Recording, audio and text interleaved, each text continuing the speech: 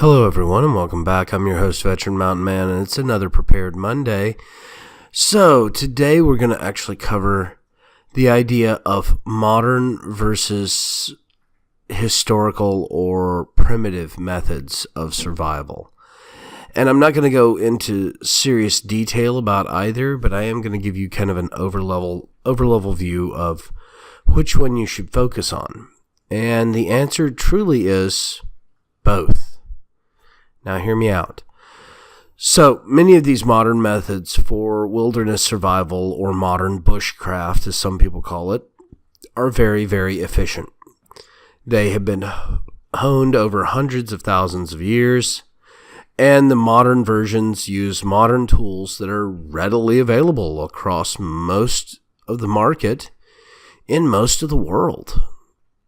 Really, it's difficult not to be able to find some of this stuff. Even in third world countries, you can find it.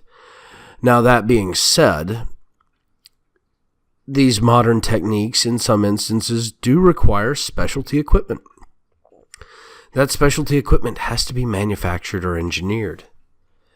And in a serious loss of order into chaos, you don't want to have to be dependent on laid-up stores, and you don't honestly know how long it'll last. Now, odds are it won't last very long at all. However, society takes time to recover from a complete societal collapse.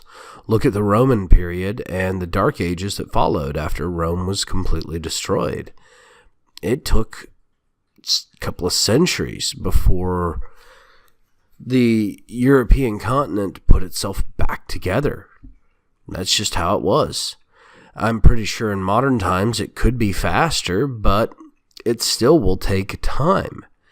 And being dependent on prefabricated parts, components, and things of that nature will put you at a severe disadvantage. Now, the primitive methods are a lot harder to use. They require a lot more knowledge about your world. And they do require some actual thinking in a lot of cases. However, once you've learned how to do them, they don't require power. They don't require specialty components. They just require you to have some skills and some knowledge. And that skill and knowledge is something you can always carry with you no matter what.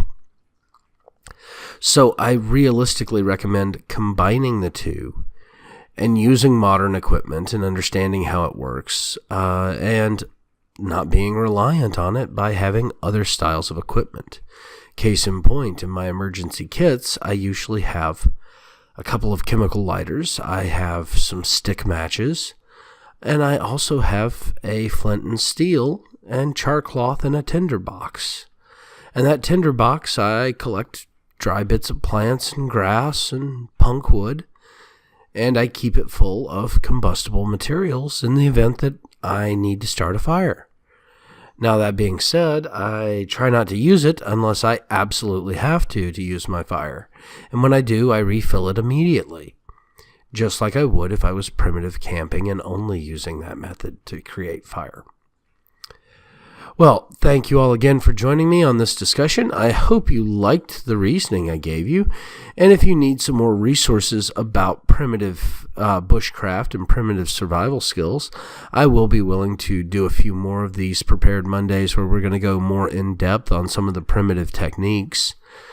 I might even do some live footage shots to kind of give you some demos of things such as using a flint and steel to start a fire. Otherwise, if not, I can point you to some websites that you can do some research at and learn the necessary skills.